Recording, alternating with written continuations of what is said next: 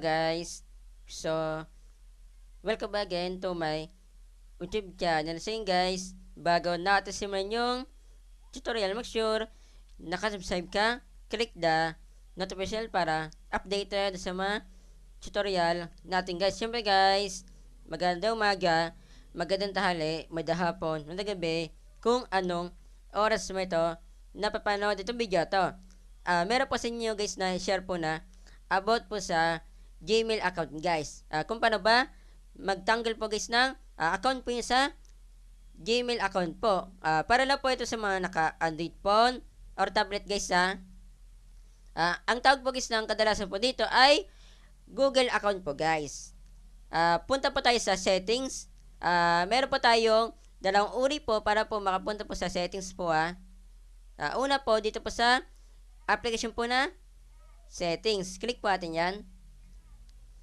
Ang dahilan ko po guys kaya ko po tatanggalin po yung Google account po dito sa cellphone ko na ito guys kasi nga guys ipo-format ko po siya para po hindi po siya manghingi po ng Google account po Then yung pangalawa po nito para po makapunta po tayo sa settings, punta po tayo sa Wi-Fi, data, Bluetooth, mga ganun ba guys. Yung iba guys dito po siya pinupuntahan po. Yan, slide po nila guys yan pataas. Then yung akin po guys pataas, pababa ko po siya guys. Para po makapunta po ako sa Wi-Fi, Bluetooth, data guys. Yan. Then, click ko po yung bilog po dito sa taas. Kung hindi nyo na po alam guys yung password po ng Google account po nyo, na-remove po guys ng hacker po yung Google account po nyo, syempre lalabas po dito guys yung pagkawala po guys ng Google account po nyo guys. Paano ba siya i-remove? Punta po tayo dito sa baba guys. Hanapin po natin guys yung ito guys yung ituturo ko po sa inyo. Itong General Management. Then, click po natin itong accounts. Andito po tayo sa General Management.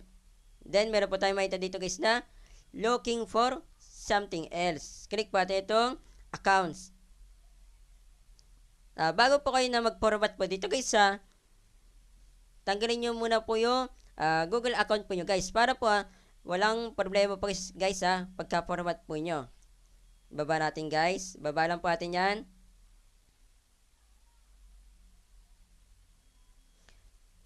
Yan guys. Dito po ang gagawin po natin dito guys click po natin yan. Then, remove account lang po natin yan.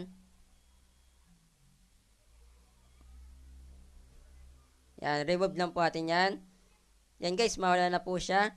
Ito nga palang nakalagay po dito guys na Google account po. Hindi ko na po alam guys yung password po guys Yan pong lahat na yan guys. Kaya, i-remove ko na po siya guys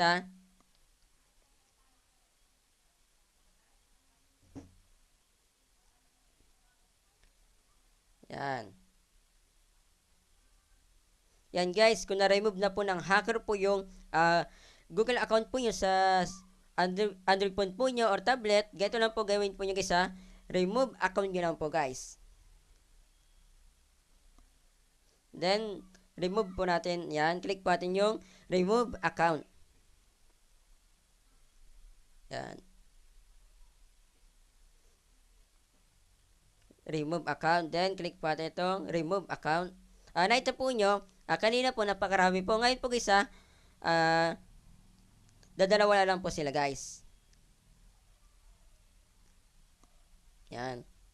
Mga hindi ko na po alam guys yan na password po kaya nire-remove ko na po siya.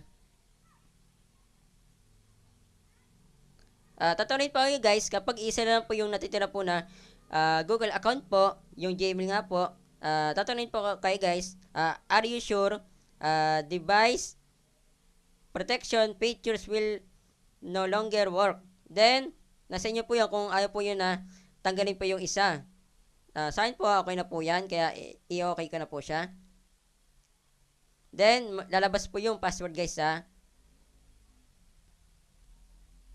Then, wala na po siyang account guys. Ganoon lang po siya kadali na tanggalin po yung account po yung sa Gmail sa Android phone tsaka po sa tablet guys. Wala na po siyang account.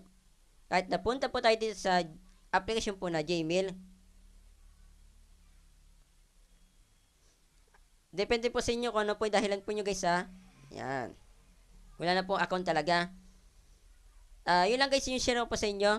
Paka-share po ito mismo video sa mga kakala nyo guys na hindi na po alam yung password po ng Google account po nila.